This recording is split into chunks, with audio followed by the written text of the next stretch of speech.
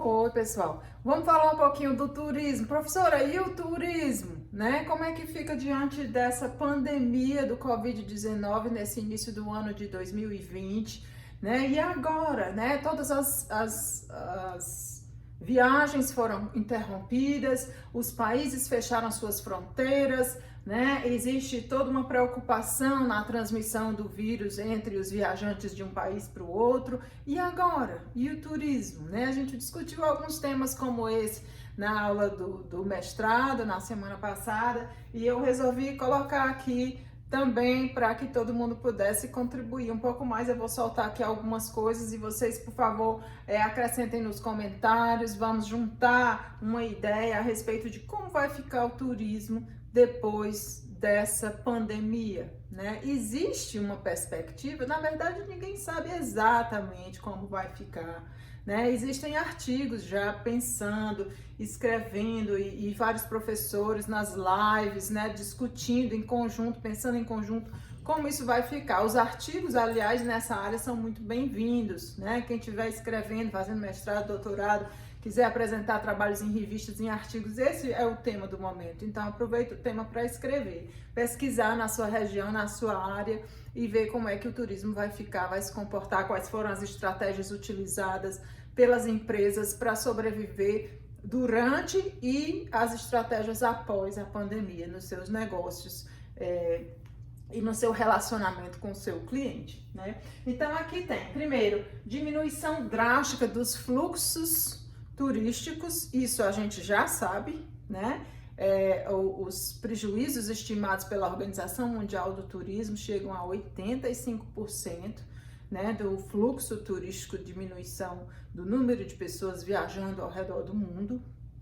E isso já foi notório no primeiro trimestre, já saiu um relatório janeiro, fevereiro, março de 2020, né, sobre o impacto negativo e que o Covid trouxe para o turismo, né? Bilhões de dólares em negócios e milhões de viajantes a menos. Nós somos ou éramos, né, até início de 2020, cerca aí de 1 bilhão e 500 milhões de viajantes anualmente chegando internacionalmente nos países. E esse número, durante outros problemas e epidemias que tivemos, né, não uma pandemia mundial como essa, mas durante a SARS e a MERS que houveram em anos anteriores, a gente viu que o turismo deu uma caída grande por um curto período de tempo e depois voltou novamente a crescer. Então, espera-se que haja uma retomada do turismo depois disso, mas ela será lenta, né? É o que os especialistas estão comentando, é que haverá uma retomada, porém poderá levar até 10 anos para voltar ao nível que estamos, né?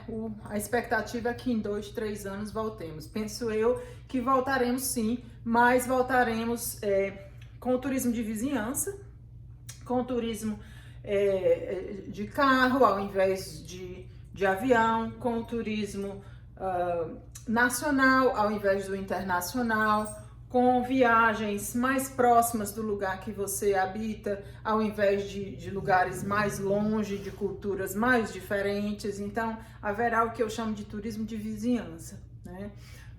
O que mais? A customização da viagem. Essa cada vez mais vai ficar mais importante.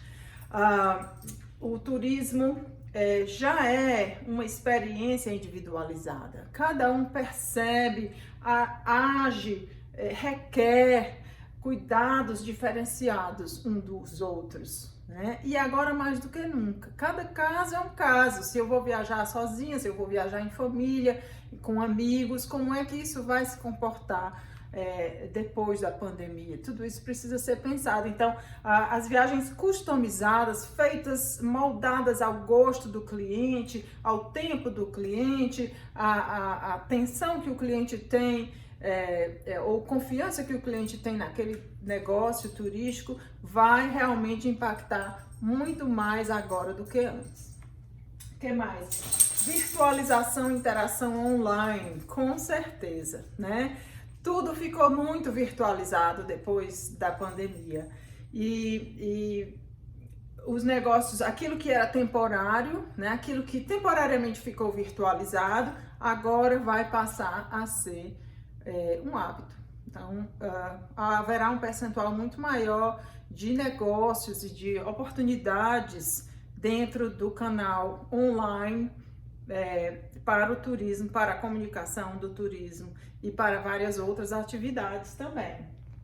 A questão da credibilidade, da reputação online, né, da empresa, isso vai impactar muito na retomada, porque os primeiros empreendimentos a reabrirem e a receberem seus clientes serão aqueles com o maior nível de confiança e de credibilidade nos produtos e serviços que eles oferecem no mercado para os seus clientes. Se o cliente confia naquele negócio, eu confio naquele restaurante, eu confio naquele hotel, eu confio naquele meio de transporte, então é ele que eu vou utilizar.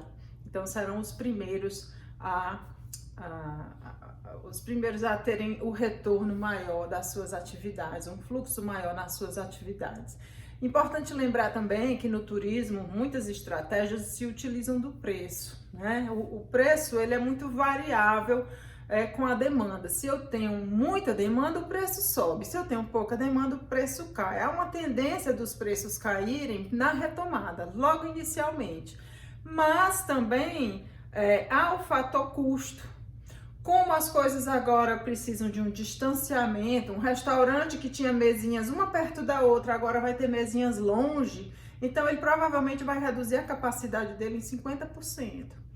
Para ele ter 50% a menos, ele provavelmente terá que aumentar o preço, reestruturar a sua estrutura de custos, né, a sua planilha de custos, para que possa então ser um empreendimento que consiga sobreviver depois da pandemia. Então, tudo isso será repensado. Outra coisa também interessante é que os produtos de luxo, aqueles produtos com muita exclusividade, né, como é o caso, eu estava vendo a suíte de primeira classe do avião da Emirates, é impressionante, dá uma olhadinha aí. Eles têm uma suíte fechada, com porta fechada, uma cadeira que reclina totalmente, com tudo individualizado dentro do avião para o passageiro. Claro que esse é um produto de luxo, não é acessível e esse produto vai ficar mais caro e vai ter mais cliente agora depois da pandemia, porque existe essa questão da privacidade e da segurança.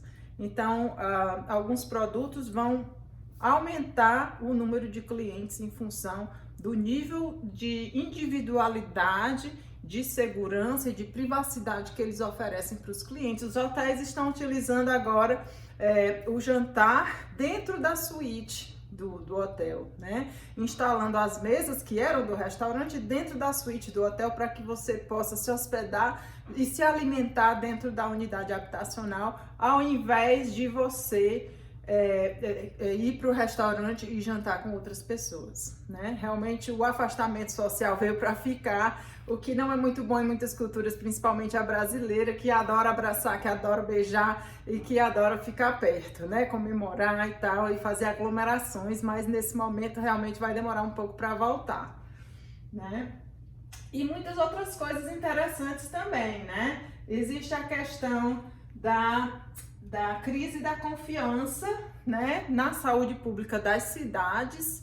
Então, as cidades com maior aglomeração, as grandes cidades, realmente têm um desafio muito maior de limpar suas áreas públicas e de ter essa segurança na saúde nas áreas públicas. Enquanto que as cidades menores, como eu moro aqui numa região de serra, afastado dos grandes centros urbanos, esse local que eu moro é relativamente mais seguro do que outros locais que têm uma concentração urbana maior, né? Na verdade, em números, o número de pessoas infectadas de Covid é muito pequeno aqui na minha cidade, graças a Deus, e a gente mantém todos os cuidados e tá no lockdown direto, já faz aí 2, 3 meses quase, porque é preciso que haja esse afastamento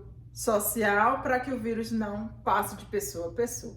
Então, essas áreas com menos concentração urbana provavelmente serão as primeiras a terem mais turistas, o que é o oposto do que se via antes, né? Se discutia muito a questão do overturismo, porque estávamos inflamados, inchados, superpopulosos nas grandes cidades, em algumas localidades onde milhares, milhões de turistas visitavam aqueles locais anualmente e que agora serão talvez menos procurados ou evitados por um tempo até que as coisas voltem ao novo normal, né?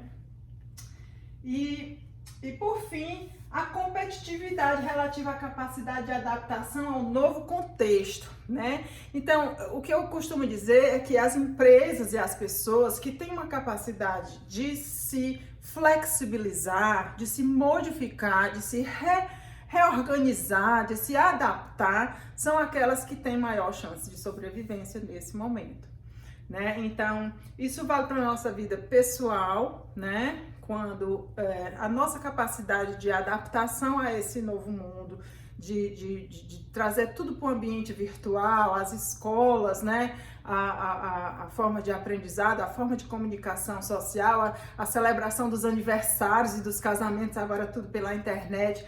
Então, mais do que nunca, o meu canal My iTour, né? É um canal interessante para a gente continuar conversando, porque eu não quero me afastar de vocês, dos meus alunos, né? Dos meus colegas e dos meus amigos, da minha família. Então, a gente fica utilizando os canais de redes sociais, os canais virtuais, né? Os canais que já eram utilizados e que agora vão ser ainda mais. Então, eu espero que vocês tenham gostado dessa conversa. A gente vai continuar conversando mais. Obrigada por estar comigo aqui nesse momento. Eu estou muito feliz em poder pensar em conjunto com vocês. Por favor, me mandem e-mails e façam comentários que possam me ajudar a trazer mais temas e a gente continuar conversando. Obrigada e até a próxima.